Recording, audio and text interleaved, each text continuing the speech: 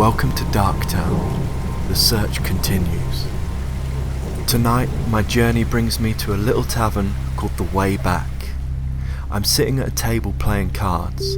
My rivals, a flytrap, a wolf, a robot, a puppet, a demon, a pig, a king, and a fool. She tricked me good and proper. Done me up like a kipper, she did. He takes a big swig from his stein and slams it back on the table. Scaramouche, why don't you tell the story again for our new friend? The king nods to me. I'm wearing my hood low over my face, and I'm not in the mood for stories from a world that's long forgotten how to tell them. I've come here to warm my bones and fill my belly, then I'm back on the road. How are you finding Darktown? A little too fairy tale, even for my taste. The fool, Scaramouche, he leans towards me across the table. Have you seen her? The witch on the crossroad? I shake my head, looking at my cards. She'll know which way you're heading. Then she'll convince you to take another path. I was en route to see my mum. Oh, not again. If I have to hear this story one more time, I'll rip your neck out. Just one more time. The demon looks at me with fiery eyes. You don't want to hear it, do you, stranger? I shrug, and for a while we just play cards. I'm sitting between the flytrap and the robot. The flytrap is in a little pot on the table and it's trying to hold its cards in its leaves, but keeps dropping them. I help it as best I can. The robot hasn't moved, it's rusty and homemade. A ragtime rendition of Baby Got Back plays from somewhere around the corner. So, I'm on my way to see me mum. I'm walking down that long, empty road, and I come to the junction. And there she is, old Witchy Woo. I don't tell her who I am, or where I'm off to, but somehow, she knows. The king opens a packet of peanuts and tips them on the table for the pig, who snaffles them up in no time. I lay down a card. So the witch says, I know you travel towards your mother, but I implore you, if you see her, she will die. Take a different path. Course I ignored her. I saw me mum, and wouldn't you know it, she pops her clogs the next morning. My way back, I meet the witch again. She says, I know you travel towards your home. I implore you, if you return, your house will burn, your trees will die, and your name will be dragged through the muck. Take a different path. So I did, and now I'm here. I wasn't always a fool, Mr. Stranger. If I were you, I'd go back to wherever you came from. Leave those crossroads well alone.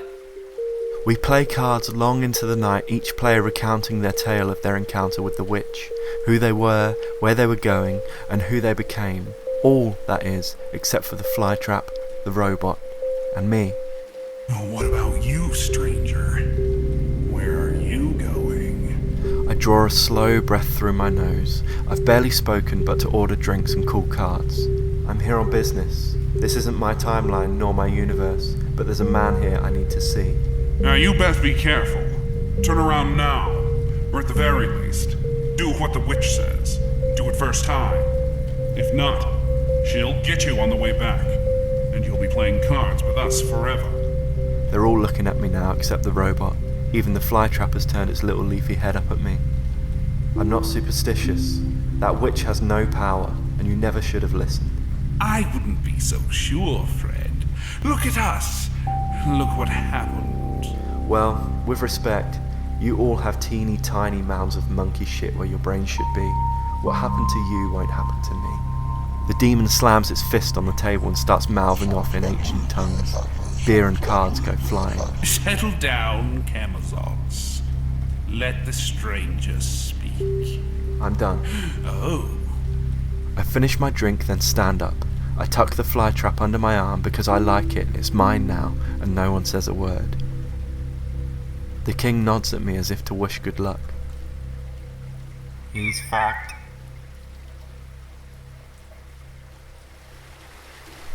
The road is dark and nondescript. A tuft of dry grass here, a sign there. The signs say things like turn back and go home and make yourself a nice cup of tea. One has a silhouette of a witch within a yellow warning diamond. In my head, I arrive at the crossroads, there's no one there, then the witch pops out. But in reality, I can see her long before I reach the crossroad, and somehow this is more unnerving. Seeing her little hunched body staring towards me in the yellow light of the street lamp. She's reflected on the wet tarmac, so she looks like a double-ended creature, motionless, like an NPC, waiting. Am I frightened? Hard to tell. I've faced much worse, but of all the weird beings I've encountered, witches fill me with a special kind of dread. A childish panic. That frail, stooping form, bony fingers and wild hair. Sad, desperate eyes. Maybe I see myself reflected in them. When I approach, I know she's been waiting for me. But more than this, I know that she knows that I know she's been waiting for me. So we stand there in silence, almost respect, as though caught in an ancient ritual. Interesting. Her face is not unkind. She stands there barefoot in a white nightgown, like a lost patient. Interesting, yes. I don't think I've encountered your kind before, my love. She pads closer, her soul sticky on the wet road. The woman reaches out and touches my face, gentle, icy. She threads my long black hair through her long white fingers, almost fascinated, as though she's remembering an old childhood friend, or perhaps wondering what I taste like.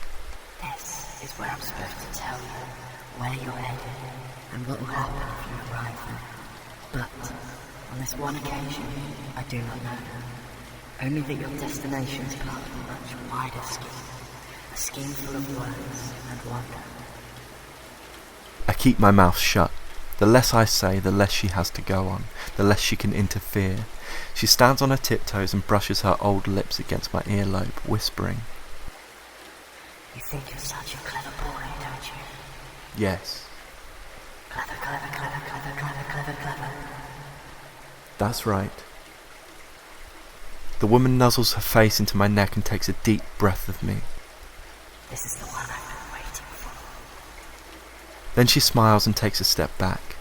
Deep shadows fall over her face. I'm sensing that you have a complicated relationship with words. On the one hand, they are the source of your greatest power. You use them to spin the world like golden thread. But, my love, on the other hand, you reject the word. You feel it's old and dead, like me, lost to a thirsty era. You believe there are better roads to power. She holds her arms out like Jesus on a cross. Every good crossroad has one way in and three ways out. This is not a good crossroad. This is my crossroad. It's really more of a fork. You can turn around, my love. Go home. Pretend this meeting never took place. You can walk past me to my left to your desired destination, wherever that might be. But I implore you, do not. That way leads you further down the path you're already on. It is not a good path, my love. It is well trodden and easy. It will destroy you. To my right, a harder path. Take it. Remember where your true power lies. But choose wisely, my love. Once you decide, there's no going back. I slip my hood from my head and with my flytrap still under my arm, I step towards the witch in the spitting rain. Tell me, witch, why would I peddle a medium truly dead and bear upon my weary head the letters and syllables of forgotten time to let my wayward messages shine? Language, witch, an archaic tool, necessary, yes, for any fool, but to the man who's conquered light, an interactive virtual might, a fully rendered 3D sprite, a digital surround sound fight. Tell me, witch, why would I write? Why settle for the black and white, neglect the scope of sound and sight? Let's set these paper tomes alight, consuming every terabyte. These words are scratches on a wall, a biped who would rather crawl, a lost forgotten clinging on, all obsolete and sad and gone. And when all electricity is down, what then, my love? then cast my body to the sun. And when a hole inside my mind, a wordy plug it seeks to find, and when my thoughts are dark as night, Then fill them, witch, with sound and light. just sit back and consume. That's right. My love, I put it back to you. You've missed the mark, as many do. Words, they have a useful flight. They're lacking as their greatest might. Without the aid of sound and sight, they lead us to high height and forge a pure, direct chain from brain to paper, back to brain. Then what role am I here to do? To fill the lack of bits of you. No interaction, choice, or play? That's the point, my love, I say. A favour you cannot change. Decision you seem cruel and strange. You play no part in all this, and through this lens the truth presents. I'm sorry, witch, that world has passed. Into the void it's all been cast, with rotting books on broken shelves, as bygone as the trees themselves, with players screaming from the pages, with 1 to 6 dementia stages, with holes and scrolls and tapestries, from caves of elk and Socrates, and sonnets, statues, peeling paint, all novelties, antiques, and quaint. The witch looks at me broken. In the rain, she looks at me. If what you say is true, I'll die. It's true. Okay.